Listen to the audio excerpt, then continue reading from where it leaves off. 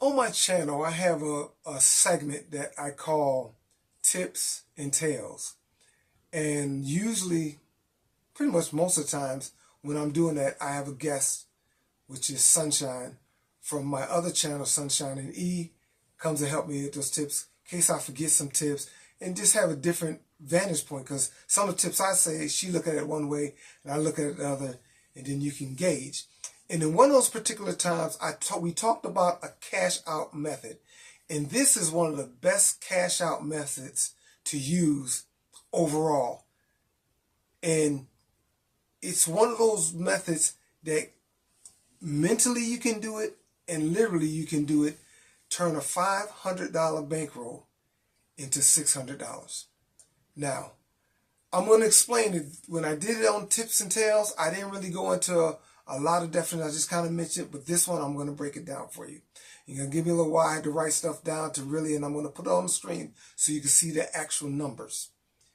And this is what you do, and you can change the way you want to do it as far as numbers and how much, but this one is going to be a $500 bankroll. And we're going to make it so it almost feels like you have a $600 bankroll, and you can actually turn it into a $600 bankroll. One of those two things will happen, okay? So we're going to break it down. I'm going to spell it out a little bit, and then I'm going to break it down and put the numbers up. You got to kind of work with me a little bit, because I had a lot of numbers. I'm going to have to look down and look at the sheet of paper I have here to make sure I got it right. So here's the process, and then we're going to go back, and I'm going to show you the numbers. The process is you have $500. Probably the easiest way to do it is have $500 bills. And what you're going to do is you're going to put the first $100 into a slot machine. I'm going to use a slot machine, as you explain it, but you can also use this on the table games too. But as far as it's concerned, I'm going to use the terminology talking about a slot machine. So you put your $100 in the slot machine, and you play it at either directions. Either you're going to play it until you win and you have $100 in your credit, which means you'll be up $20, or till you take that $100 down to $20. And you can take it as low as you can to $20, just don't go below $20. So if you're playing $2 and it gets down to $23, you can play another one. Now it's $21. If there's not a lower bet, you just cash that ticket out. You have to have at least $20 on the low end and have at least 120 or more on the other end. So you're going to either cash out a ticket at $20 or you're going to cash out a ticket at $120 or more. And now that $120 may be a little bit more, or might be a lot more, because you may go into a free game at $90 when you got $90 worth of credit. That free game may yield you $200. Now you got $280 in there. You cash that ticket out. So every time you get to one of those ends, you cash out. And you cash out, you put the next one in. Next $100 bill in, you do the same thing. Whenever you get to one of those, you take the other ticket that you have, you combine it with that ticket, then cash that one out. Now you got one. Now you got a ticket with both of those those $200 that you played. You got one ticket that represents those two. So if you went down to 20 both times, you should have a ticket that's $40 or more. And you do each one of those until you get to the last one. Put it in there, and you should have one ticket. And that ticket is either going to have, it's going to have at least $100, because even if you went down to $20 each time, that's 5 times you would have done it, you would have $100 or more. So that's the kind of mindful way it seems like you got an additional $100, because you went through 500, now you got another 100, so you can go ahead and play again. Now, I'm going to break this down. Like I said, you got to forgive me because I got to check my board, but I'm going to put it up in there so you can see the numbers. But let's say you're playing, and all 5 times,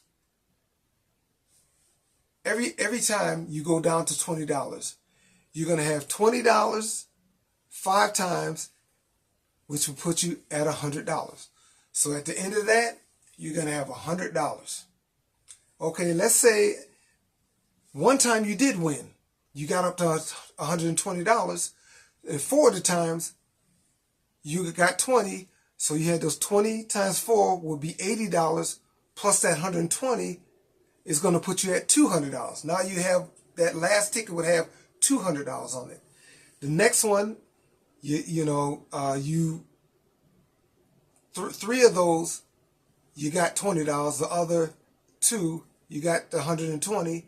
So it's going to be 20 times 3, which would be 60, plus 240, because you got the 120 twice. So your grand total, once you add them together, be 300. And if you had 2 times, you got $20. The other 3 you got, the other 3 times you got the 120.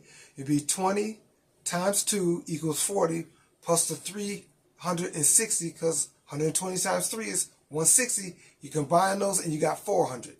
Let's say there's only one of them that you got $20. And all the rest of them, the other 4, you got 120 or more. It's going to be 20 times the 1 would be $20, plus 4 times 120 would be $480. Now your ticket's going to be $500. And if you get all 5 that you reach 120 or more, it's going to be, of course, you're getting them for $120, at $20, so you'll be 0. But all 5 of them were 120, will put you 600, which will equal a $600 ticket. Now, be mindful that it's going to be higher than those numbers, because you might not just get it right at 100. You may cash that ticket because you win a free game 140 or 200 or 300, depends on what you cash it out. And that $20 might not just be $20, it might be $22. If maybe you're playing $5 a hand, or $5 a pull, so it might be $23. When you add those in, it's going to be at least those amounts. So this is a real good way of taking a $500 bankroll. I would advise not going over $5 a pull. I would say somewhere about $2 to $3 a pull. That's going to stretch your time. By the time you go through those $500 bills and you go to the redemption machine to cash it in, you'll probably be sitting at least 2 hours probably of your time. So you got 2 hours, and even if you do somewhat good, you still got a cash out ticket of $300 or $400. And so you can start that process again, and maybe you hit something lucky, and you just continue to do that. If you get further ahead, my advice is, when you get further ahead, and let's say you cash that ticket because you got a couple free games or features that pushed you way past 120, and now you cash out a ticket of 700, take that 200, put it away, say, I'm going to try to go home with that, and do that $500 process all over again. These are some of the simple and easiest ways to kind of manage your bankroll in a way where you can preserve that bankroll and last a long time and give you more opportunities to make money, hit jackpots, hit hand pays. That's kind of the goal that you want to do. You want to go out with more than you came in. And so this is a way that you can almost turn a $500 bankroll mentally into 600, or literally into actual money. And that's just another tip that I like to give you. Like I always say, I like to give you these tips from the parking lot to the nearest slot. And this is another one that you can use.